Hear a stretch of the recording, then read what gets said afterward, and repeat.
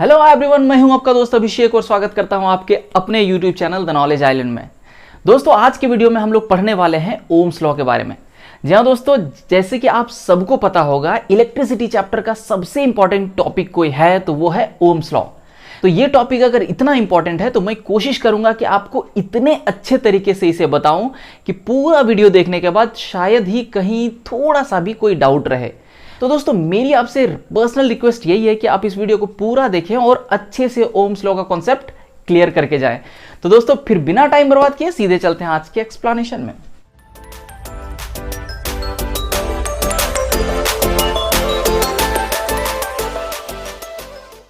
दोस्तों, आज से तकरीबन 200 साल पहले जर्मनी में एक महान फिजिसिस्ट का जन्म हुआ और उन्होंने सबसे पहले हमें करंट और पोटेंशियल डिफरेंस के बीच के रिलेशनशिप को समझाया। जी हाँ दोस्तों, जिस लॉ को आप पढ़ने वाले हैं, मैं उसी साइंटिस्ट का नाम का बात कर रहा हूं। वो थे जॉर्ज साइमन ओम, जो कि जर्मनी के रहने वाले थे, जिन्होंने ऑलमोस्ट 1826 में ये रिलेशनशिप को समझाया था। करंट और पोटेंशियल डिफरेंस के बीच का एक खास टाइप की रिलेशनशिप को बताया था हमें कि आखिर करंट और पोटेंशियल डिफरेंस किस तरह से एक दूसरे से रिलेटेड है, और उसी रिलेशनशिप को हम लोग उन्हीं के नाम से आज तक पढ़ते आए हैं, जिनको हम लोग ओम्स लॉ कहते हैं। एक्चुअली उनका पूरा नाम जॉर्ज साइमन ओम था। ठीक है दोस्तों, तो चलिए हम लोग भी आज देखते हैं कि आखिर वो करंट और पोटेंशियल डिफरेंस के बीच में किस तरह का रिलेशन था। उस रिलेशनशिप को आज हम लोग थोड़ा सा डिटेल से समझने की कोशिश करते हैं। तो दोस्तों, करंट और पोटेंशियल डिफरेंस के बीच के रिलेशन को समझने के लिए हम लोग एक एग्जाम्पल लेंगे। सबसे पहले उस एग्जाम्पल को अगर आप अच्छे से समझ गए तो मैं उम्मीद करता हूं कि आपको with in 10 to 20 seconds, hardly 30 seconds में ऑटोमेटिकली ओम्स लॉ समझ में आ जाएगा कि एक्चुअली ओम्स लॉ है क्या। ठीक है दोस्तों, तो चलिए सबसे पहले हम लोग एक एग्जाम्पल लेते हैं। मान लेते हैं कि एक कंटेनर है और ये कंटेनर पूरी तरह से पानी से भरी हुई है। ठीक है दोस्तों, ये कंटेनर है, मैंने इसमें पूरी तरह से पानी भर दिया है। ठीक है, अब इसमें 3 होल्स रखे हुए हैं। मैंने अभी फिलहाल मैंने बंद कर रखा है सारे होल्स को। अभी एक होल यहां रख दिया है, एक होल यहां रखा है और एक होल यहां किया हुआ है। ठीक है दोस्तों, अब इन तीनों होल्स को अगर एक साथ ओपन कर दिया जाए तो क्या देखने को मिलेगा? हमें देखने को मिलेगा यहां से ये वाटर कुछ इस तरह से फ्लो कर रहे होंगे, यहां से वाटर कुछ इस तरह से फ्लो कर रहे होंगे और यहां से ये वाटर कुछ इस तरह से फ्लो कर रहे होंगे। ठीक है दोस्तों, मेरे ख्याल से आपको पिक्चर समझ में आया होगा कि एक कंटेनर था, कंटेनर में मैंने पानी भरा था। उस कंटेनर में मैंने 3 होल्स छोड़ रखे थे। एक होल यहां एकदम से ये बॉटम पार्ट के पास, एक मिडिल पार्ट में और एक टॉप पार्ट में। सारे होल्स को मैं एक साथ ओपन करता हूं तो मैं देखता हूं कि यहां से ये जो वाटर का जो फ्लो है, वाटर का जो करंट है, वो सबसे बॉटम पार्ट में सबसे ज़्यादा दूर में जाके गिर रहा है। यहाँ से ये करंट सबसे ज़्यादा तेज है। मिडिल पार्ट की अगर करंट की बात करूँ, मिडिल पार्ट की अगर वाटर करंट की मैं बात करूँ, तो ये जो बॉटम पार्ट का करंट से थोड़ा स्लो है, थोड़ा सा मतलब छोटा है, थोड़ा कम दूर तक ही ये जा पा रहा है। और अगर सबसे टॉप पार्ट का होल से जो निकला हुआ वाटर करंट की मैं बात करूँ तो वो बहुत ही कम है, बहुत ही लो है। तो दोस्तों, ये जो वाटर करंट्स यहाँ से जो निकल रहे हैं, जो ये पानी की धारा कहेंगे, ये जो यहाँ से निकल रहा है, सब में जो डिफरेंस आपको देखने को मिल रहा है, उसका मेन कारण क्या है? यहाँ का करंट काफ़ी तेज, यहाँ थोड़ा सा स्लो, यहाँ से और भी ज़्यादा स्लो। इन करंट में इतना ज़्यादा डिफरेंस होने के पीछे कारण क्या है दोस्तों? कारण ये है कि ये पानी का जो अपना एक प्रेशर बना हुआ है। अगर मैं जिस तरह से मैंने 3 होल्स किया है, अगर मैं इनके प्रेशर को भी मैं मान लेता हूं कुछ भी, कि सबसे पहले यहां अगर अपर पार्ट की मैं बात करूं तो बोलेंगे कि इस यहां का पानी में कितना ज़्यादा प्रेशर होगा। ऑब्वियसली अगर इस पॉइंट तक की मैं बात करूं, अगर इस होल तक की बात करूं, मैं इस होल तक की, यानी कि जस्ट सबसे पहला होल तक, यहां तक में वाटर का प्रेशर कुछ इतना सा ही होगा, इतना सा ही वाटर का प्रेशर होगा इसमें, इतना सा ही वाटर के प्रेशर की वजह से इसमें करंट आया होगा। इसमें जो वाटर आप फ्लो होते हुए दिख रहे हैं, इस पानी के ही प्रेशर की वजह से उतना सा फ्लो हो रहा है। अगर मैं मान लूं इस जगह के प्रेशर को, तो इस जगह का पानी का प्रेशर क्या होगा? ये ऑब्वियसली इस जगह का प्रेशर 0 होगा। मान लेते हैं ये 0 पास्कल यहाँ का प्रेशर है, ये अपर पार्ट का। इस जगह तक का, इस लेयर को हमने मान लिया 10 पास्कल। इसमें ऑब्वियसली यहाँ पर, यहाँ से ऊपर तो कोई पानी नहीं था ना, तो यहाँ पर प्रेशर 0, यहाँ से यहाँ तक में थोड़ा पानी था, तो हमने मान लिया कि इस लेयर में प्रेशर पड़ रहा है 10 पास्कल। अब इस लेयर तक में यहाँ से यहाँ तक की बात कर लेते हैं, जो जस्ट इस होल से जस्ट पहले तक का, इस लेयर में ऑब्वियसली इस लेयर के कंपैरिजन यहाँ पर ज़्यादा प्रेशर होगा। तो मान लेते हैं यहाँ पर 30 पास्कल प्रेशर है, मान लिया अभी 30 पास्कल इस लेयर में प्रेशर है। और अगर मैं इस लेयर की बात करूँ, यहाँ जस्ट इस होल से जस्ट पहले वाले लेयर यहाँ तक की बात करूँ, तो इसमें सबसे अधिक प्रेशर फील होगा, तभी यहाँ सबसे ज़्यादा दूर तक करंट जा रहा है। अगर मैं इसे 50 पास्कल मान लूँ तो हमें क्या देखने को मिलेगा, ये देखिए, यहाँ से यहाँ तक का अगर प्रेशर को आप मेजर करने जाइएगा तो इस प्रेशर में इसको अगर माइनस करते हैं तो प्रेशर का जो डिफरेंस होगा वो कितना होगा, 10 - 0 यानी कि 10 पास्कल। ये आपको देखने को मिलेगा 10 पास्कल। अगर इस लेयर का अगर प्रेशर को आप मेजर करने की कोशिश करें तो यहाँ कितना होगा, 30, और 30 में कितना माइनस करेंगे, 10? बिल्कुल नहीं दोस्तों, 30 में हम लोग 0 ही माइनस करेंगे, क्योंकि इस लेयर में जो प्रेशर है तो यहाँ से पूरा वाटर का प्रेशर है ना कि यहाँ 10 से यहाँ तक का प्रेशर है, ये पूरा वाटर का प्रेशर ये इस लेयर में आया हुआ है। तो इसे भी 0 से अगर माइनस कर दें तो यहाँ ये 30 पास्कल हो जाएगा। और अगर मैं इस लेयर की बात करूँ तो इस लेयर का प्रेशर कितना है, इसका 50 यहाँ का है, और यहाँ से यहाँ तक का कितना प्रेशर है, इस लेयर का कितना प्रेशर था, 0, इस लेयर का कितना था, 50। तो 50 में अगर इस 0 को माइनस करते हैं तो बोलेंगे कि यहाँ इस लेयर पे 50 पास्कल प्रेशर था, इस लेयर पे 30 पास्कल और इस लेयर पे 10 पास्कल। ये जो प्रेशर का जो डिफरेंस आप देख पा रहे हैं कुछ इस तरह से आया हुआ है। ठीक है दोस्तों, अब देखिए जिस लेयर में प्रेशर का डिफरेंस सबसे अधिक था उसमें करंट सबसे तेज था, वाटर करंट सबसे तेज था। जिस लेयर में प्रेशर का डिफरेंस थोड़ा कम था उसका वाटर का करंट थोड़ा कम था, और जहां पर प्रेशर का डिफरेंस एकदम कम था वहां पर करंट एकदम से कम था। तो दोस्तों ये समझ में आया कि जितना अधिक प्रेशर रहेगा उतना अधिक करंट यहां पर आपको देखने को मिलेगा कि नहीं, एग्जैक्टली देखने को मिलेगा। तो दोस्तों अगर इस यहां पर प्रेशर का जो डिफरेंस था इसको मैं अगर पोटेंशियल का डिफरेंस मान लूं, जो हम लोग पढ़े हुए हैं करंट में कि एक्चुअली करंट का फ्लो कैसे हो रहा होता है, करंट का फ्लो हो रहा होता है पोटेंशियल डिफरेंस की वजह से, वोल्टेज की वजह से। जो बैटरी में वोल्टेज होता है उस वोल्टेज की वजह से पोटेंशियल डिफरेंस क्रिएट होता है, और वही पोटेंशियल डिफरेंस की वजह से करंट आता है। तो बैटरी में पोटेंशियल डिफरेंस के वजह से करंट आता है। तो दोस्तों जितना अधिक डिफरेंस, यहां प्रेशर का डिफरेंस था वहां पोटेंशियल का डिफरेंस होगा, तो जितना अधिक डिफरेंस उतना अधिक करंट। सही है, प्रेशर बोलिए या पोटेंशियल का बीच का डिफरेंस बोलिए, प्रेशर का डिफरेंस या पोटेंशियल के बीच का डिफरेंस, दोनों सेम चीज होता है। तो जितना अधिक प्रेशर का डिफरेंस उतना तेज करंट, जितना कम प्रेशर का डिफरेंस या पोटेंशियल का डिफरेंस उतना कम करंट। तो यही रिलेशनशिप को हमारे जॉर्ज साइमन ओम जी ने हमें समझाया था, और उन्होंने बोला था कि ये जो करंट होता है ये करंट डायरेक्टली प्रोपोर्शनल होता है पोटेंशियल डिफरेंस के। करंट डायरेक्टली प्रोपोर्शनल होता है पोटेंशियल डिफरेंस के। ठीक है दोस्तों, तो ये रिलेशन को ही हम लोग ओम्स लॉ कहते हैं।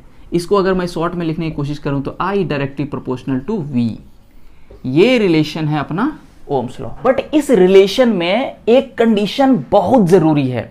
वो कंडीशन ये है दोस्तों कि ये तभी रिलेशन वेरीफाई करेगा जब इसमें ऑलवेज, जितने भी बार आप जब एक्सपेरिमेंट करेंगे, हर एक्सपेरिमेंट में टेम्परेचर और साथ ही साथ बाकी के फिजिकल कंडीशंस कांस्टेंट होने चाहिए। यानी कि जब आप इसका पोटेंशियल डिफरेंस चेंज करेंगे, अभी अभी हम लोगों ने जाना कि पोटेंशियल डिफरेंस चेंज होगा तो करंट चेंज होगा, तो जितनी बार आप पोटेंशियल डिफरेंस चेंज कर करके आप चेक करेंगे, हर केस में टेम्परेचर और बाकी के फिजिकल कंडीशंस, फिजिकल कंडीशंस कहने का मतलब आप जिस तरह का कंडक्टर इस्तेमाल कर रहे हैं, जिस तरह का मटेरियल का कंडक्टर इस्तेमाल कर रहे हैं, हर हाल में वो सारे कांस्टेंट होना चाहिए, और टेम्परेचर तो कांस्टेंट होने ही चाहिए। अगर ये कांस्टेंट रखते हैं तो ही कहेंगे ये रिलेशन आपका वेरीफाई करेगा, ये रिलेशन आपका कारगर सिद्ध होगा। ठीक है दोस्तों, अब इस इक्वेशन को हम लोग थोड़ा सा और आगे बढ़ाते हैं कि जो करंट है ये डायरेक्टली प्रोपोर्शनल किसके है, पोटेंशियल डिफरेंस के। तो इस हिसाब से कह सकते हैं ये पोटेंशियल डिफरेंस जितना अधिक करंट उतना अधिक, पोटेंशियल डिफरेंस जितना कम करंट उतना कम। डायरेक्टली प्रोपोर्शनल का मतलब यही होता है ना। हाँ, होपफुली आप समझ गए होंगे इस रिलेशन को। तो मैंने अभी बोला ही था, जैसे आप इस एग्जांपल को समझ जाएंगे विद इन 30 सेकेंड्स आपको ये चीजें समझ में आ जाएंगी, और होप आप अभी तक समझ गए होंगे। तो इसको मैं इस स्टाइल में भी लिख सकता हूं, अगर मैं इसे लिखना चाहूं तो V इज डायरेक्टली प्रोपोर्शनल में I भी लिख सकता हूं। ठीक है दोस्तों, अब ये प्रोपोर्शनलिटी साइन को हम लोग अक्सर हटाए हैं ना, जब भी हम लोग को रिलेशन इस तरह का प्रोपोर्शनल में मिला हुआ है तो हम लोग हमेशा प्रोपोर्शनलिटी साइन को हटाते आए हैं। तो यहाँ के भी प्रोपोर्शनलिटी साइन को हटाएंगे और हम लोग इस जगह पे इस्तेमाल करेंगे एक कांस्टेंट का, जिसे हम लोग कहते हैं R, यानी कि रेसिस्टेंस। रेसिस्टेंस को हम लोग यहाँ पर R से डिनोट करते हैं, where R is resistance. Resistance, अब ये रेसिस्टेंस वर्ड आपके लिए नया है, मैं इसे समझाऊंगा अभी, 1 मिनट रुक जाइए, मैं इस रेसिस्टेंस को भी पूरा डिटेल में समझाऊंगा। ठीक है दोस्तों, तो यहां से आपके लिए एक फॉर्मूला V इक्वल्स टू क्या आ गया, IR। तो ये फॉर्मूला भी एक बहुत इंपॉर्टेंट फॉर्मूला है। यहां से देखिए अभी कितने सारे फॉर्मूलाज आएंगे। सबसे पहले तो V का फॉर्मूला निकल गया। यहां से यदि आपको I का फॉर्मूला निकालना पड़े तो I इक्वल्स टू क्या हो जाएगा दोस्तों, V/R, ये भी हो जाएगा। उसके बाद अगर यहाँ से R का फॉर्मूला निकालना पड़े तो हो जाएगा V/I। तो यहाँ से देखिए आपको 3 फॉर्मूला मिल गए। तीनों फॉर्मूला आपको न्यूमेरिकल बनाने में काम आने वाला है, तीनों के तीनों। अब हम लोग इस रेसिस्टेंस पे थोड़ा सा बात कर लेते हैं। ये रेसिस्टेंस एक्चुअली होता क्या है? तो दोस्तों रेसिस्टेंस का एक्चुअल अगर मीनिंग जाना जाए तो रेसिस्टेंस का मतलब होता है रोकना, रोकने का गुण, एक प्रॉपर्टी। रेसिस्टेंस एक प्रॉपर्टी है, एक रोकने का गुण है। अगर मैं बात करूं कि आप एक रोड पे गाड़ी चला रहे हो, तो उसमें जो ट्रैफिक है ना, रोड पे जो आपके ट्रैफिक हैं वही कहे जाएंगे रेसिस्टेंस, क्योंकि आपको कहीं ना कहीं वो रोक रहा होता है ना, कहीं वो रेसिस्ट कर रहा होता है। आप जब उसमें ड्राइव कर रहे होते हैं तो वो ट्रैफिक, वो जो गाड़ियां हैं, भीड़ भाड़ है, वो आपके लिए क्या है, रेसिस्टेंस है। तो वही गाड़ियां आपको रोक रही हैं। तो जो आपके चाल में, जो आपके वेलोसिटी में या स्पीड में जो रुकावटें आ रही है, वही रुकावट को तो हम लोग रेसिस्टेंस कहते हैं।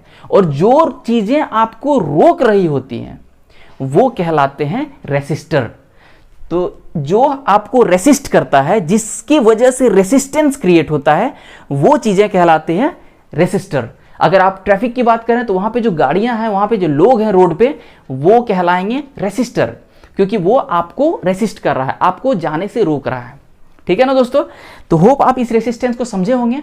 अब इस रेसिस्टेंस का यहां पर क्या वैल्यू है, यहां क्या इंपॉर्टेंस है, इसको हम लोग और अच्छे से समझते हैं कि भाई जब किसी कंडक्टर से होते हुए करंट फ्लो कर रहा है तो वहां रेसिस्टेंस कैसे आ रहा है, आखिर अपने आप रेसिस्टेंस किसी भी कंडक्टर में हाउ, कैसे, तो इसको थोड़ा सा और समझते हैं। मान लेते हैं कि एक कंडक्टर ले लिया मैंने, मान लेते हैं एक ये कंडक्टर ले लिया,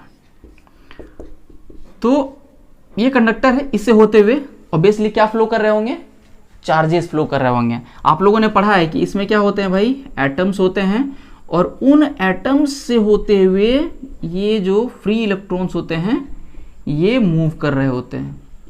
उन एटम्स से होते हुए, गुजरते हुए ये फ्री इलेक्ट्रॉन्स मूव कर रहे होते हैं। ये इलेक्ट्रॉन्स अपने आप तो मूव नहीं कर रहे होते हैं, मूव करवाता है कौन, जब हम लोग लगाते हैं इसमें वोल्टेज, यानी कि ये जैसे ही हम लोग इस बैटरी को इसके साथ कनेक्ट कर देते हैं तो ये बैटरी की वजह से यहाँ पोटेंशियल डिफरेंस क्रिएट होता है, और पोटेंशियल डिफरेंस की वजह से ही ये वोल्टेज इसको प्रेशर दे रहा होता है। इस तरह से एरो अगर दे देंगे तो ये डायरेक्शन आपका किस चीज़ का दिखाएगा, ये डायरेक्शन आपका दिखाएगा करंट का, हमने बताया हुआ है कन्वेंशनल करंट का।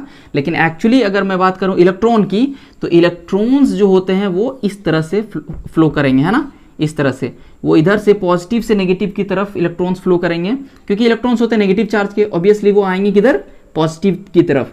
लेकिन अगर करंट की बात करेंगे तो करंट हम लोग हमेशा पॉजिटिव से नेगेटिव की तरफ मानते हैं। ये मैंने बताया हुआ है, करंट में अच्छे से समझाया हुआ है।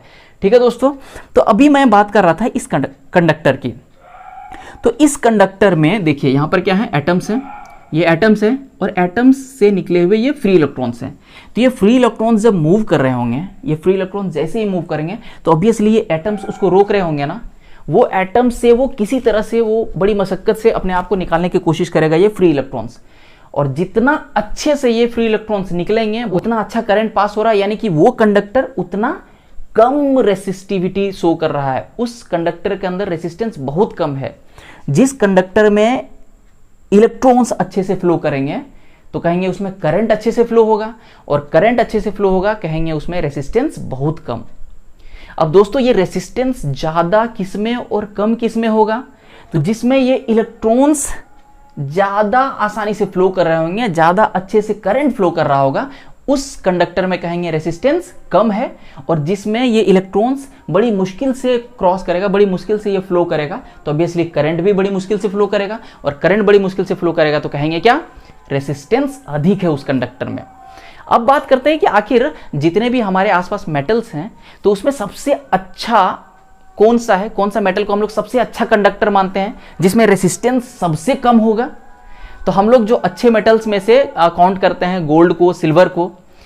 तो दोस्तों अगर वो सबसे अच्छा कंडक्टर है तो फिर हम लोग अपने घरों में कॉपर वायर या एल्यूमिनियम वायर का इस्तेमाल क्यों करते हैं? क्यों नहीं हम लोग गोल्ड वायर या सिल्वर वायर का इस्तेमाल करते हैं हमारे घरों में? तो दोस्तों गोल्ड या सिल्वर को अपने घरों में नहीं लगाने के पीछे जो मेन कारण है, वो सबसे पहला कारण तो है भैया गोल्ड और सिल्वर काफ़ी महंगा है, काफ़ी महंगा है। एल्यूमिनियम और कॉपर की कंपैरिजन की जाए तो उससे वो कहीं ज़्यादा महंगा है। लेकिन उससे बड़ा जो मेन कारण है वो ये है कि आप लोग को पता होगा गोल्ड और सिल्वर काफ़ी सॉफ्ट होते हैं। उसका जब ज्वेलरीज भी बन रहा होता है ना, तो उसमें हम लोग अलग से एक्स्ट्रा चीज़ें डालते हैं, मिलाते हैं, उसको थोड़ा स्ट्रॉन्ग बनाते हैं।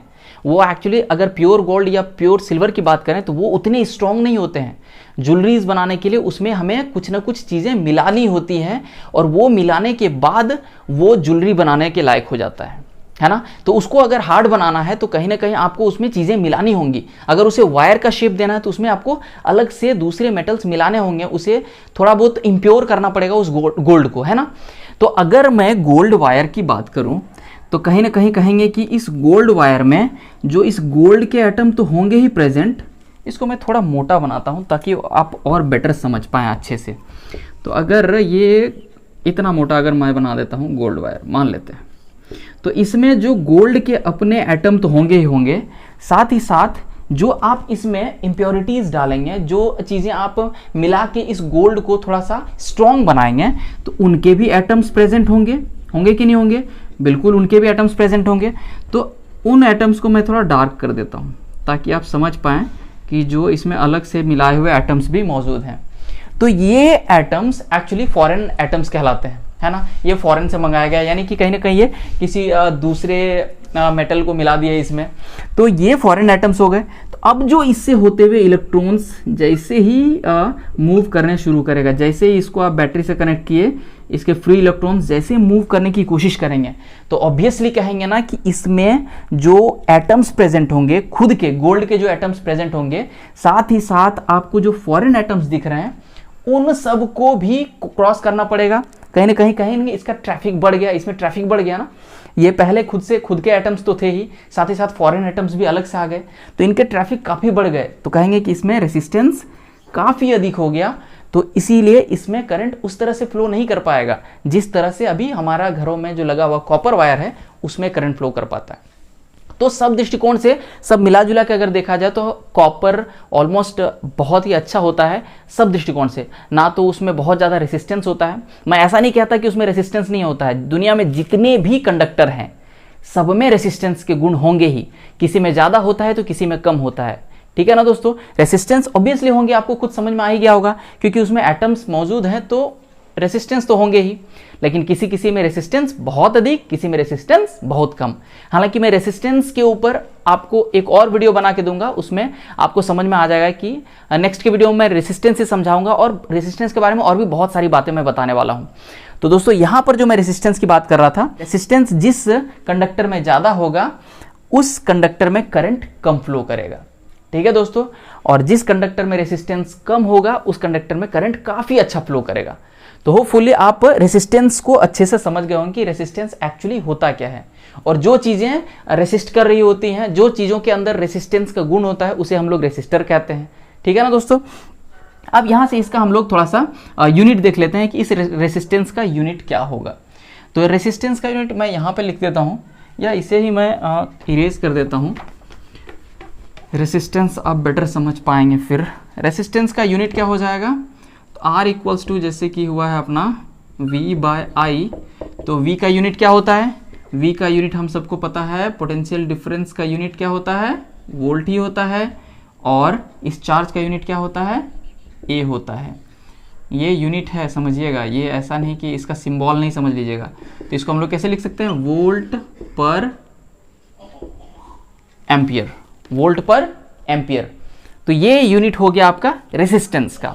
अब जैसे कि हम लोग अभी तक देखते आए हैं, करंट में भी कुछ ऐसा हुआ है, पोटेंशियल डिफरेंस में भी कुछ ऐसा हुआ है, वही चीज यहां भी होगा, इस ओम्स लॉ में भी, इस रेसिस्टेंस के साथ भी। अब आप लोग सोच रहे हो कि यहाँ पर क्या होने वाला है। तो जैसे कि अभी हम लोग को पता चल चुका है कि ये जो चीज़ें हैं, जो भी चीज़ हम लोग पढ़ रहे हैं, ये किनके द्वारा दिया गया है, ये दिया गया है ओम जी के द्वारा। ये ओम नाम बड़ा प्यारा लगता है ना, ऐसा लगता है कि हमारे पड़ोसी के किसी आदमी का नाम है ना, ओम। इकलौता साइंटिस्ट ऐसे लगते हैं मुझे, जो कि लगते हैं कि हाँ आसपास के ही लोग हैं। हालांकि हम लोग अपना जो नाम वाम लिखते हैं, जो हमारे आसपास के जो ओम होते हैं, तो OM लिख देते हैं, बस अंतर इतना है, OHM लिखते हैं। ओहम नहीं पढ़ना है, इसे ओम्स ही पढ़ना है। तो ये ओम्स लॉ, अगर ओम जी ने ये लॉ दिया है तो ऑब्वियसली ये अपना क्रेडिट तो लेंगे ही, और ये क्रेडिट लें या नहीं लें, हम लोग इनके ऑनर में इनके यूनिट के जगह पे ओम लिख देते हैं। तो यहाँ पर हम लोग डायरेक्ट ये ओम नहीं लिखेंगे, यहाँ पर हम लोग ग्रीक का एक लेटर का इस्तेमाल करते हैं, दैट इज ओमेगा। इस ओमेगा लेटर का यूज करते हैं और इसे ही हम लोग ओम भी पढ़ते हैं। ठीक है दोस्तों, तो हम लोग रेसिस्टेंस का अगर यूनिट पूछा जाए तो रेसिस्टेंस का यूनिट वोल्ट पर एम्पियर भी होगा और ये ओम भी होगा। ये ओम, ये हम लोग नहीं लिखते हैं, हम लोग लिखते हैं इस सिंबल को। बहुत जगह आपको ये लिखा हुआ भी मिलेगा, उसमें कोई टेंशन वाली बात नहीं है। ऐसा नहीं कि हम लोग इसको नहीं लिख सकते हैं, आप चाहे तो इसे भी लिख सकते हैं, बट हम लोग जब एक छोटे से सिंबल से काम चल जाएगा तो क्यों इतना लंबा चौड़ा लिखने का झंझट करें। ठीक है दोस्तों, तो आपको रेसिस्टेंस का भी यूनिट पता चल चुका है। अब जो CBSE अक्सर एक क्वेश्चन पूछती है, हर टॉपिक से अभी तक हम लोगों ने देखा है, इस टॉपिक में भी होगा कि आखिर 1 ओम रेसिस्टेंस को डिफाइन कैसे करेंगे। 1 ओम रेसिस्टेंस को डिफाइन करने के लिए आपको क्या करना पड़ेगा, आपको हर हाल में यदि 1 ओम रेसिस्टेंस चाहिए तो 1 वोल्ट पोटेंशियल डिफरेंस होना चाहिए और 1 एम्पियर करंट होना चाहिए, तो ही हमें मिलेगा ये 1 ओम रेसिस्टेंस, राइट। तो इसको हम लोग डिफाइन कैसे करेंगे, resistance of conductor is said to be 1 ohm when 1 volt of potential difference makes 1 ampere of current through the conductor. ठीक है ना दोस्तों, 1 वोल्ट ऑफ पोटेंशियल डिफरेंस, जब 1 वोल्ट पोटेंशियल डिफरेंस की वजह से 1 एम्पियर करंट जब फ्लो हो रहा होता है, 1 एम्पियर करंट जब उसमें पास हो रहा होगा, तो ही हम लोग कहेंगे कि उसमें कहीं ना कहीं कितना है, उसमें रेसिस्टेंस कितना रहा होगा, उसमें रेसिस्टेंस 1 ओम रहा होगा। ठीक है दोस्तों, तो ये क्वेश्चन अक्सर 2 मार्क्स का आता है हमारे बोर्ड एग्जाम में, अक्सर देखते हैं CBSE में ये क्वेश्चन आ ही जाता है। या तो आपसे 1 एम्पियर को डिफाइन करने के लिए बोल दिया जाएगा या 1 ओम को डिफाइन करने बोल दिया जाएगा। तो दोस्तों होपफुली आपको समझ में आया होगा कि ये ओम्स लॉ क्या है और साथ ही साथ ये रेसिस्टेंस क्या है। अब यहाँ पर एक और बात, जो लास्ट बात रह जाता है, वो इसको ग्राफिकल रिप्रेजेंटेशन कैसे करेंगे, इस रेसिस्टेंस को ग्राफिकली हम लोग कैसे दिखाएंगे। इसको ग्राफिकली आपको दिखाने के लिए आप एक ग्राफ बनाइए। यहाँ पर एक ग्राफ मैं बना देता हूँ। ये ग्राफ आप इधर पोटेंशियल डिफरेंस इसको लिख दीजिए, पोटेंशियल डिफरेंस, और यहाँ पर ये करंट। ठीक है दोस्तों, तो करंट यानी कि I और ये V के बीच में ग्राफ। अब I और V के बीच में ग्राफ यानी कि जैसे जैसे पोटेंशियल डिफरेंस बढ़ता है, अभी अभी जो हम लोगों ने रिलेशन ये देखा है, जैसे जैसे पोटेंशियल डिफरेंस बढ़ता है ऑब्वियसली करंट भी क्या होगा, बढ़ेगा, है ना। तो जैसे जैसे पोटेंशियल डिफरेंस बढ़ेगा वैसे वैसे करंट बढ़ेगा।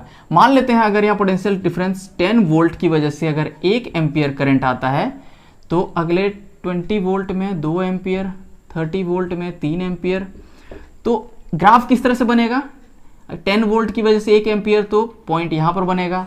अगले 20 वोल्ट में 2 एम्पियर यानी कि यहाँ पर बनेगा। 30 वोल्ट में 3 एम्पियर, तो यहाँ पर बनेगा। तो ग्राफ इसका जाएगा कुछ इस डायरेक्शन में, एकदम से स्ट्रेट निकल जाएगा। तो पोटेंशियल डिफरेंस और करंट का जो ग्राफ होगा, ये रेजिस्टेंस का ग्राफ कह सकते हैं, ये एकदम से सीधे निकल जाएगा, आगे एकदम से निकल जाएगा, एकदम सीधा। क्योंकि ऑब्वियस सी बात है कि जितना पोटेंशियल डिफरेंस में चेंजेस आएगा उतना ही करंट में भी चेंजेस आने वाला है ना दोस्तों। तो ये ग्राफ भी होप सो आपको समझ में आ गया होगा। ये ग्राफ में बहुत ज़्यादा कुछ नहीं है, सिंपल सी बात है कि हाँ, पोटेंशियल डिफरेंस और करंट के बीच के रिलेशन को दिखाना है। तो वो जो ग्राफ कैसे होगा, एकदम स्ट्रेट लाइन फॉर्म होगा, है ना। वो क्यों होगा? Just because of this relation. ठीक है दोस्तों, तो होपफुली आपको ओम्स लॉ एकदम से समझ में आ गया होगा। इसमें आपको शायद ही कहीं किसी तरह का डाउट रहा होगा, और यदि आपको डाउट रहा है तो वो हमें कमेंट पे लिख के बताइए। अगर डाउट नहीं रहा वो भी आप हमें वीडियो को लाइक करके और साथ ही साथ कमेंट पे लिख के बताइए। और यदि आपको लगता है कि ये वीडियो आपके साथ साथ आपके भाई बहन या दोस्तों के लिए भी बेनिफिशियल होगा तो आप उन्हें भी जम के शेयर कीजिए। चैनल को अभी तक सब्सक्राइब नहीं किया तो चैनल को सब्सक्राइब कीजिए। मैं बहुत जल्द मिलूंगा अगले वीडियो में इसके नेक्स्ट के टॉपिक को लेकर। आज के वीडियो में हमारे साथ बने रहने के लिए बहुत बहुत धन्यवाद।